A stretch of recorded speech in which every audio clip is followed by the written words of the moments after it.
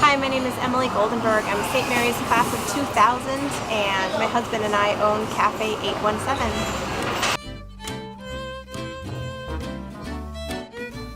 My husband and I, we met working at Zuni Cafe together, and we were there for a number of years and wanted to do our own thing. And so we're putting together business plans and doing research and demographic information, and we were sitting in this cafe getting a lot of that information because this restaurant was doing something very similar to what we wanted to be doing ultimately. And we got to know the owner here. His name was George, his wife's name was Lillian. One day George walked into Zuni Cafe looking for me, saying that he wanted to sell. They were ready to retire and wanted to know if we wanted to buy the restaurant.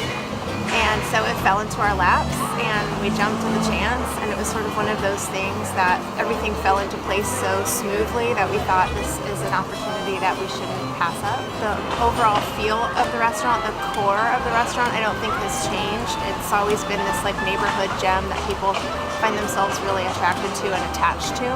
The fact that it's a sort of European style, European feel, Italian feel, all that stuff has remained very much intact. We source a lot of our food locally. We go to the farmer's market to pick up our produce. So those sorts of things have changed over time.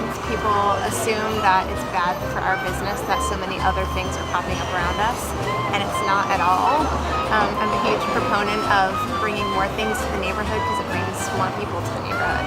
There wasn't a lot of other places that were really thriving in the neighborhood, and just within that time, in the past 6 years, so many restaurants have popped in, so much more retail is in the neighborhood, and all that has done is to have made Old Oakland a destination for people. The Warriors offices are right there, and so we get to see those, mostly the coaches. We see them pretty often, players too here and there, but we do box lunches for local businesses, often for some of the big corporate businesses here in town like Clorox and the Warriors. So we did a big one for the Warriors last year, and they called us again this year, and it was awesome because we served them lunch on their final game day, which turned into the final game day because we won. So that was really fun.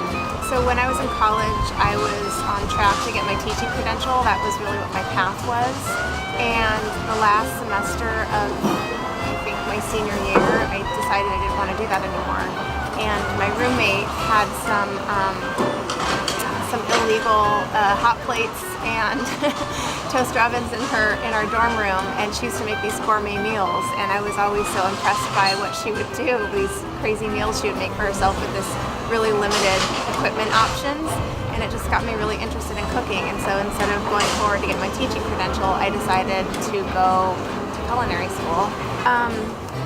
It is a lesson in creativity on a daily basis, and it's not just having to do with what kind of food should we put on the menu or how should we bring these food items together. It's staffing, it's managing accounts, all this. I'm glad that I have the critical thinking skills and analytical thinking skills that I got from St. Mary's, because it set me up for a lifetime of learning and being able to